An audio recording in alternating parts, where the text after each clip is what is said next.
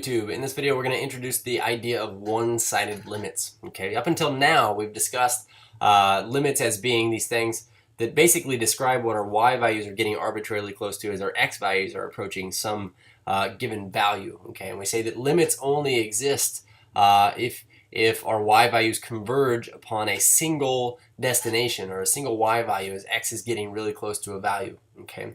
But in this instance, we're going to look at limits that maybe only exist from one side or the other, that is, a left side of the x value or a right side of the x value. So we'll go ahead and take a look at an example here just to kind of introduce what I mean. I ask us to find the limit as x gets close to 0 from the left, but also the limit as x gets close to 0 from the right for f of x.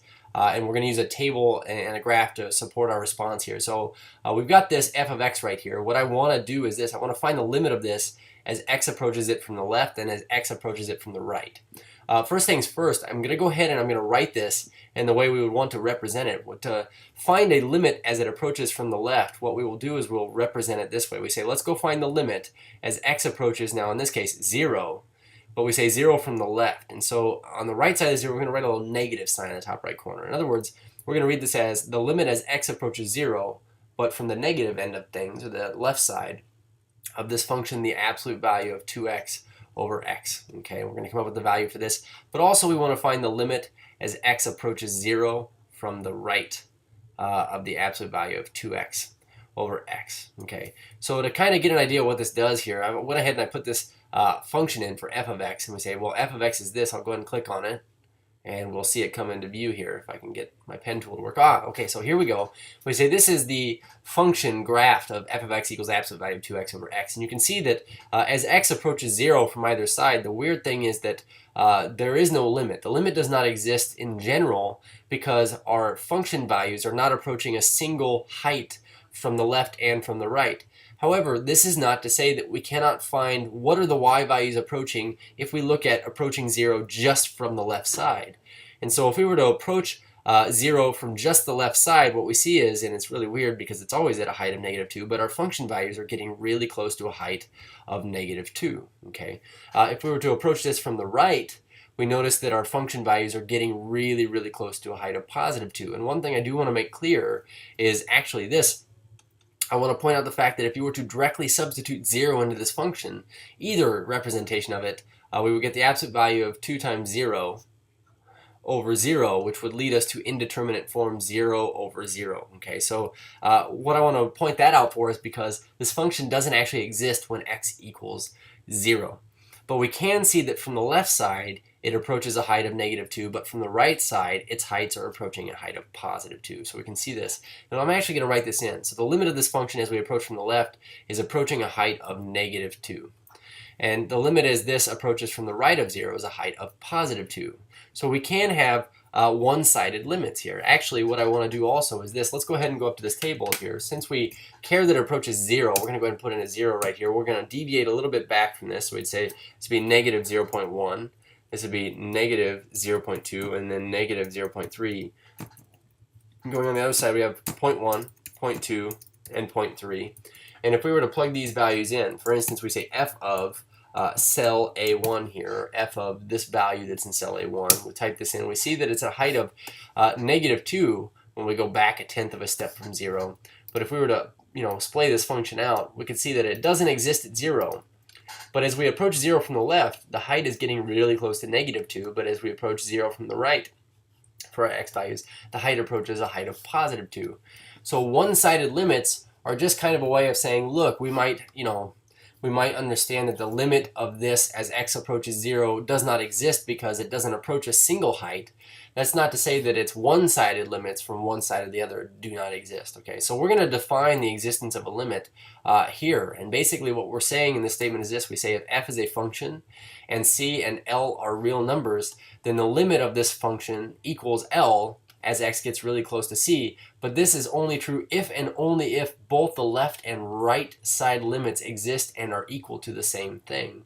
So for instance, up here we say that the limit of this function in and of itself, if we were to, for example, find the limit as x just goes to 0, and that's it up here, of the absolute value of 2x over x. We would say this does not exist, and the reason why it does not exist is because if we did the left side limit, we get -2, and we do the right side limit, we get +2. Okay. If a limit's supposed to exist in general, not a one-sided limit, then we have to say that the limits from both sides have to arrive upon the same value. Okay, and that's basically what this statement is saying right here. It's kind of an important one.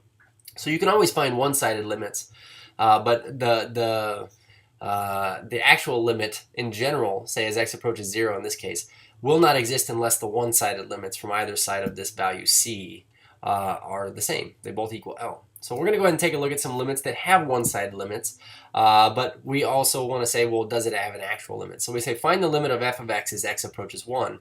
You notice that we have a piecewise defined function here. So we can draw this in GeoGebra, which is that program I use, or we can kind of sketch this by hand. So what this is saying is this: our function, it behaves like the line 4 minus x for any x values less than 1. So 1 is like this, it's like this critical value here, okay, in which our graph is going to change its mind. But we say, well, the line 4 minus x, that would be have a y-intercept of 4.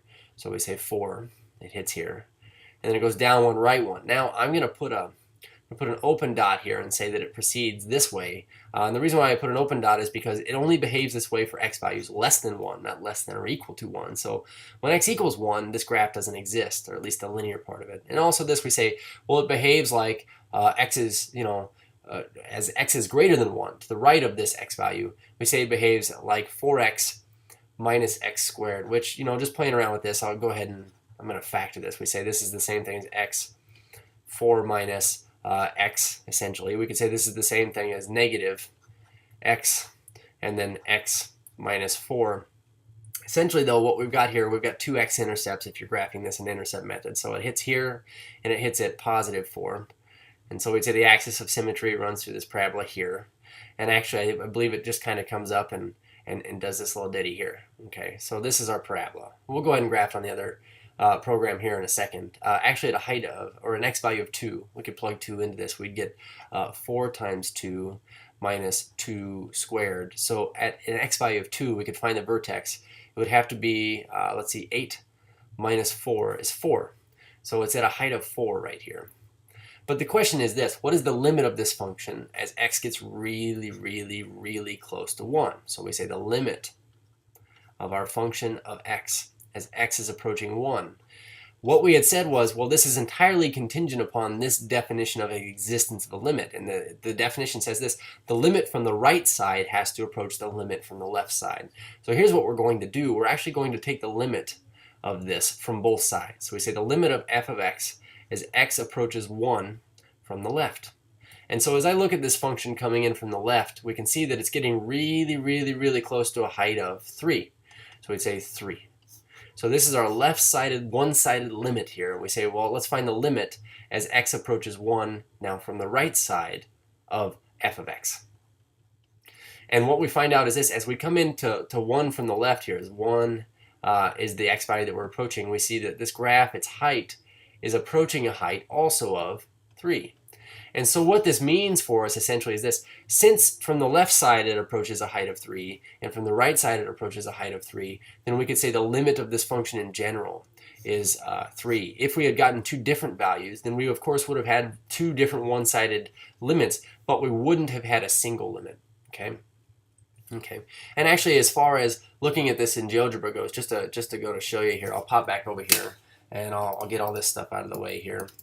Just really quickly, we could type in a function, and our function here, let me click on the input field. Function was, in the first instance, 4 minus x was our rule, and we had this true for, let's say, -100 is our beginning x value, all the way up to 1, and not including 1, but we said here's the left side of our graph.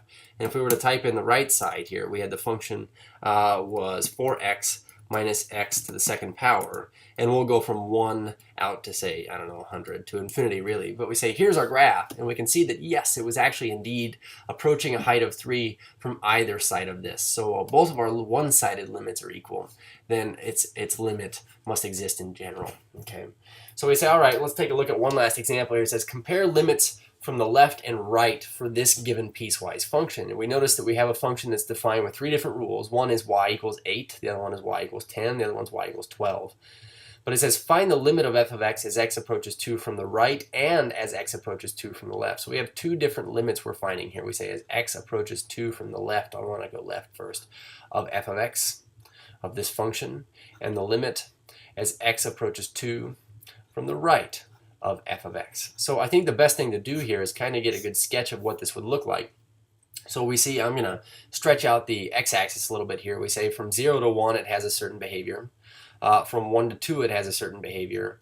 And from 2 to 3 it has a certain behavior. And just to show you, this is 1, this is 2, this is 3. On the y-axis we're going to have to go up to at least 12. So like maybe 1, 2, 3, 4, 5, 6, 7, 8, 9, 10, 11, 12. But essentially we say it looks like the horizontal line y equals 8. Starting at 0 but not including 0 and up to and including 1. So we say y equals 8 would be at a height of 8. It would have an open dot here and it would proceed over to 1 and say have a closed dot here. And so that's what it looks like between 0 and 1. We say between 1 and 2, as x is between 1 and 2, it's at a height of 10. So we'd say, well, we'd have an open dot here because when x is greater than 1 but less than or equal to 2, it's at a height of 10. So not exactly at 1 is it a height of 10.